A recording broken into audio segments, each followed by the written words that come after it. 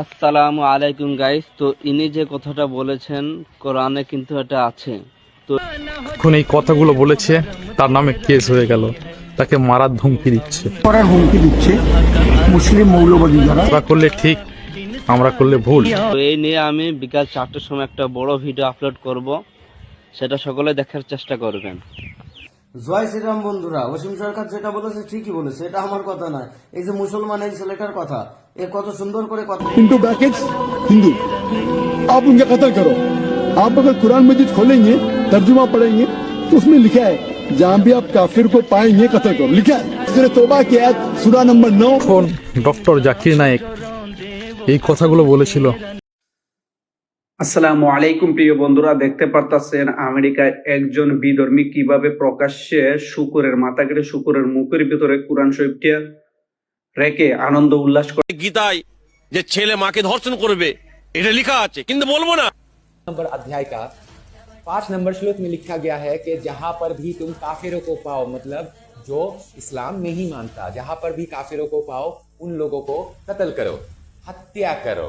कुरान के 9 नंबर अध्याय का 29 नंबर श्लोक में लिखा गया है तब तक काफिरों के साथ लड़ाई करो जब तक वो जिजिया ना दे दे।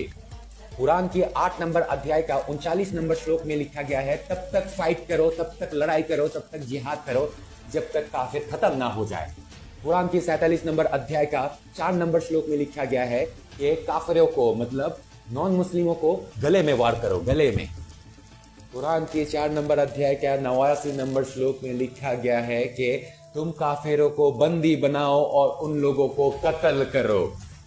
कुरान के 5 नंबर अध्याय का 33 नंबर श्लोक में लिखा गया है कि जो भी अल्लाह को नहीं मानता या तो उसको सूली पे चढ़ाओ या फिर उसको कत्ल करो।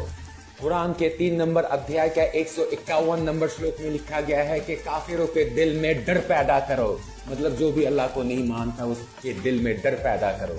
कुरान का 9 नंबर अध्याय का 123 नंबर श्लोक में लिखा गया है कि उन काफिरों को पहले मारो जो तुम्हारा नजदीक हो। कुरान का 61 नंबर अध्याय का 4 नंबर श्लोक में लिखा गया है कि अल्लाह उसको ज्यादा इज्जत देता है जो अल्लाह के राह पे जिहाद करता है, लड़ाई करता है। कुरान के 8 नंबर अध्याय का 60 नंबर श्लोक में लिखा गया है कि काफिरों के खिलाफ जिहाद के लिए तैयार हो। कुरान का 8 नंबर अध्याय का 12 नंबर श्लोक में लिखा गया है कि काफिरों के, मतलब जो अल्लाह को नहीं मानता, उन लोगों के कंधे पे और उंगलियों पे वार करो। कुरान का 66 नंबर अध्याय का 9 नंबर श्लोक में अल्लाह मोहम्मद को बोल रहे हैं कि तुम काफिरों के खिलाफ जंग करो।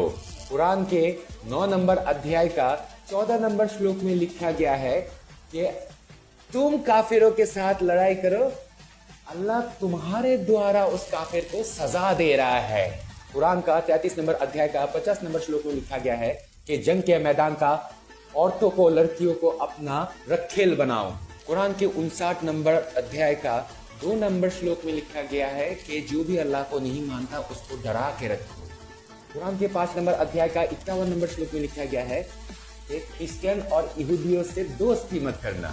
कुरान के 8 नंबर अध्याय का 17 नंबर श्लोक में लिखा गया है कि जिहादियों, ये तुमने नहीं, अल्लाह तुमसे मरवाया है इस काफिर को।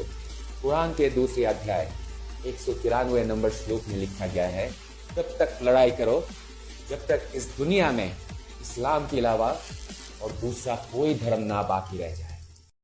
নমস্কার বন্ধুরা। তো যাই হোক, নওশাদ সিদ্দিকী কেস করেছে, ভালো করেছে, ওনার হিসাবে উনি ভালো করেছেন, উনি ধর্মগুরু। যদিও কোরআন আমি পড়িনি, তো কোরআনে আছে বলে এই ছেলেটা কিন্তু সত্যি কথা বলল যে হ্যাঁ কোরআনে এই কথাটা আছে। তো এইবার আমাদের গীতা নিয়ে যে কুরুচিকর মন্তব্য করেছে, তো তার বিরুদ্ধে আমরা কি করব সেইটা আপনি বলে দিন। শুনে রাখুন নওশাদ সিদ্দিকী, আমি ভাবতাম আপনাকে ধর্মগুরু, যথেষ্ট ভালো লোক ভাবতাম, কিন্তু আপনার এক পক্ষ হয়ে কথা বলছেন। আপনাদেরই মৌলানা, যে আমাদের জানি কিন্তু বলবো না, গীতার মধ্যে মা বোনকে রেপ করার কথা কখনো কোনো গীতাতে নেই। সবার প্রথমে বলছি হিন্দু ধর্ম হচ্ছে সব থেকে পুরানো ধর্ম, সনাতন ধর্ম সব থেকে পুরানো ধর্ম। মুসলিম আর শিখ, এটা লেখা আছে কিন্তু বলবো না। হিন্দু মা বোনদের বলবো এই মৌলানার বিরুদ্ধে প্রত্যেকটা থানায় থানায় যেন এফআইআর করা হয়। প্রত্যেকটা, বাংলা কেন, গোটা ভারতবর্ষের যেন সব প্রত্যেকটা থানাতে যেন এই মৌলানার বিরুদ্ধে